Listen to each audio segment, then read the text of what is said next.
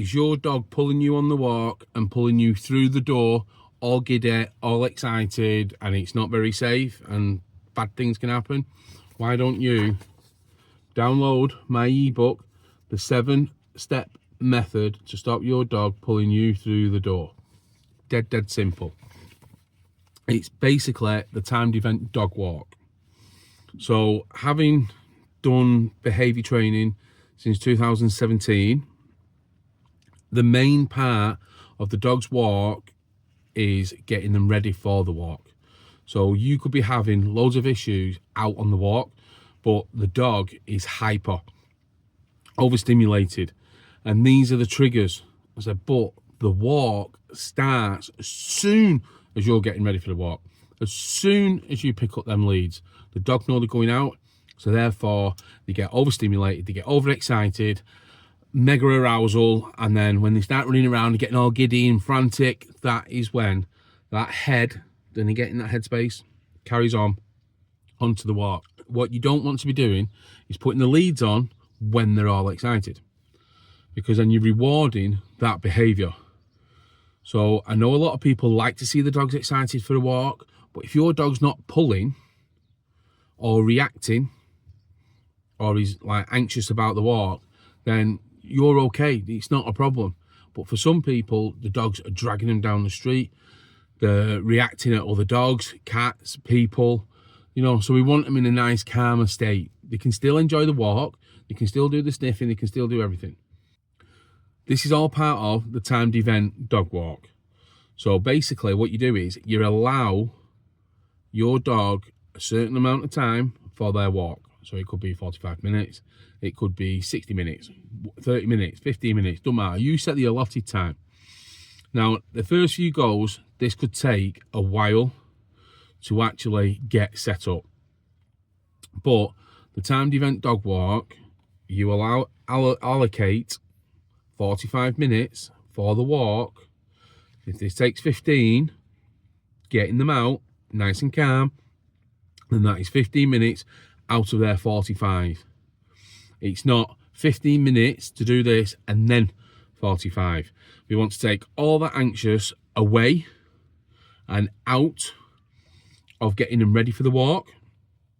So that's why we allocate a time. If they waste it, they waste it. It's not your problem, it's theirs.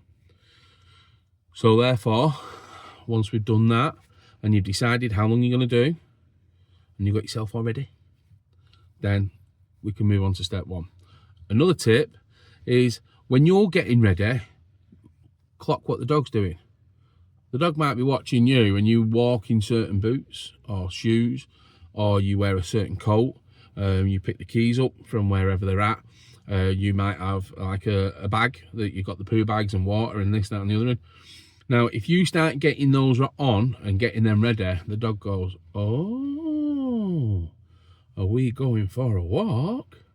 Then that is the start. So sometimes it's not just about the leads, it's when you're getting ready. If you have your own set routine, so you need to desensitize those bits. So the best way is, if it's a certain pair of boots or shoes, put them on, walk around the house, take them off, put them on, take them off, put them on, take them off. If you're walking past them, going into the kitchen, example, put them on, walk into the kitchen, do what you're doing in the kitchen, come back, take them off. It sounds silly, but you're desensitizing that one trigger. And that could be the start of what they perceive as a walk. So you have to sort of a bit of common sense and see what it is that is the triggers for your dog. Then we do step one. So step one, pick the lead up. If they go mad, put it down.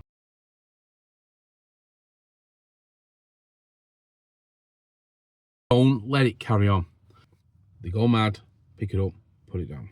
Go and do something else.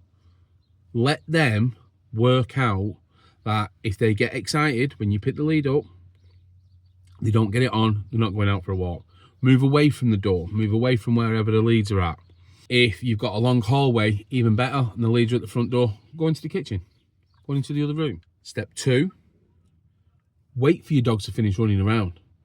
And the good thing is, if it's running around, it'll go to the door. then it'll come back to you, then it'll go back to the door, then it'll come back to you, then it might go to the leads, then it'll go to the door, then it'll come back to you. And it might be barking. Doesn't matter. Just you hold your ground and stay away. Let the dog come to you, settle down, calm down. You're looking for shaking, stretches, yawning, sneezes, lip puffs, scratching. All these are triggers for the dog to release pent up frustration. It's like us doing that, that sigh. That's what the dogs do. They'll scratch like they'll scratch. They'll shake like they're wet. That's the main one, and yawning. They're the two main ones that you tend to see most. But when the dog starts to do that, you know it's coming down. And then it's like, right, let's move on. Let's go and pick the leads up again. The other good thing is, if they're running to the door, to the lead, to you, they're exercising. So even though you're not actually physically walking them, they're exercising. They're running around. So you're getting exercise energy out of them anyway. Happy days. But the other good thing is you're draining that mental energy. And then when they've calmed down and you go and pick the leads up and they don't react, hyper, giddy, bouncy, and they're just sort of sat there, then you can put the lead on. And therefore they'll learn that being nice and calm gets what they want, which is the lead on. So that is moving on to step 3. If you're going to put the lead on and the dog's sat or stood, sitting is obviously the best, but sometimes it's too much, too soon. So you just got to make sure that they are a bit chilled and a little bit calmer and they're not bouncing around. If they try to bite the lead, you go to put it on and they start bouncing all over the place, then reset. No, put the leads down, walk away. They will get the message. They will understand that if they do anything that you're not happy with, biting, jumping, rushing off, then they don't get the lead on. And like we said, they want the lead on to get outside. So that's step 3. Step 4, now you've accomplished that, woohoo, we've got the lead on. Now you've got to head to the door. When you're heading to the door, don't let them dart for the door. If they dart for the door, drop the lead, take a few steps back. They'll be at the door, all giddy, waiting, looking for you, going, but we've got the lead on, we're going. No, we're not. You're too giddy, you're too hyper, we're not doing that. So, nice, simple, you come back to me. If the dog comes back to you, that's where you are making yourself the all-powerful. Yeah, you want your dog to come to you, to listen to you, to obey your commands, so that they listen and they're safe when you're outside, when you're asking them to do things. You want them to listen to you. Dogs make rubbish decisions. They do. They really, really do. So we want to be the decision makers for them and show them what they can and can't do. So if they dart for the door, just drop the lead, let them go. It doesn't matter. They'll have to come back to you to go out. And it's their time they're wasting. It is their time they're wasting. When you are moving to the door, always position yourself so that you're between them and the door. So that you've got one hand on the doggies and the other hand to open the door. Okay? And they don't go past you. You're the barrier. And that moves us on to step 5. Step 5, when you open the door, if the dogs move forward, shut the door. That's it. Their mega reward is getting out. If they're misbehaving, they're darting, they're trying to get through the door, you can't open the door while they're there, especially if it opens inwards. So, make yourself that barrier, keep yourself that barrier, open the door, and if they dart for it, just close it. Simple as. They'll move back. And then the most awesomest way, and please tell me if you get them to do this, is you want them sat looking up at you. Because if they're looking up, they can't move forward because they're looking up. They don't know where to go. They don't know where to put themselves. But if they're looking at you and you've got eye contact as you open the door, their reward for looking at you, sat, is the door opens. Woohoo! And that is when you're winning. Step 6. When you're taking that step outside, always you first. If you go to step outside and they dart, just turn around and go straight back in. And then start the process again. Not to the point where you're taking the leads off, but, you know, approach the door, close it and reapproach. And then the idea is you get through the threshold nice and safe without being dragged and risk of injury to yourself. You don't know what's on the other side of the door. So this is one of the other good things. And then that gets us to step 7. Step 7. Once you're outside, you've locked the door, you're ready to move on, deep breath.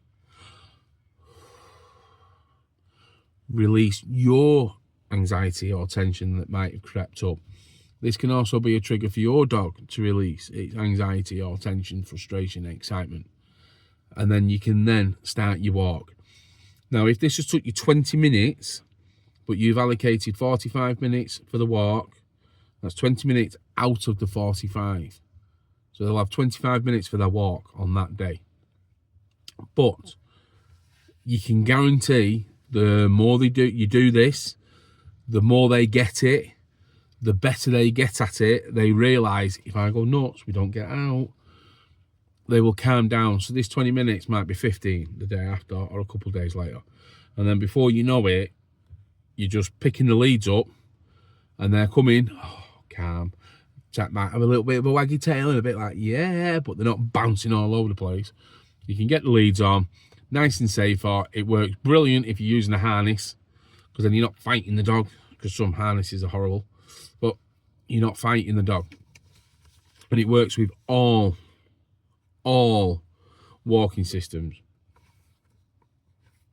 And then deep breath and off you go. Work out what you're asking.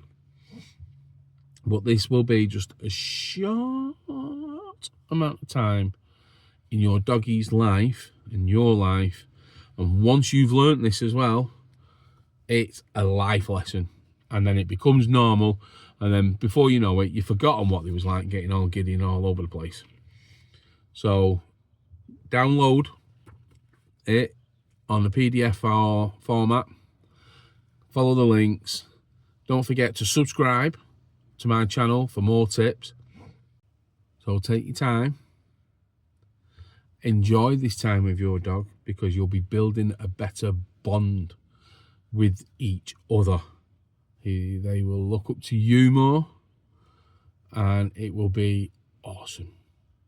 Calmer, out on the lead, and just so much smoother, nicer. You'll want to do it. You can't wait to take your dog out. That is exactly what you're after. So yeah, 7 simple steps. Take your time. Don't rush it. You've already allocated the time for this, and it's all part of training. It's all part of learning.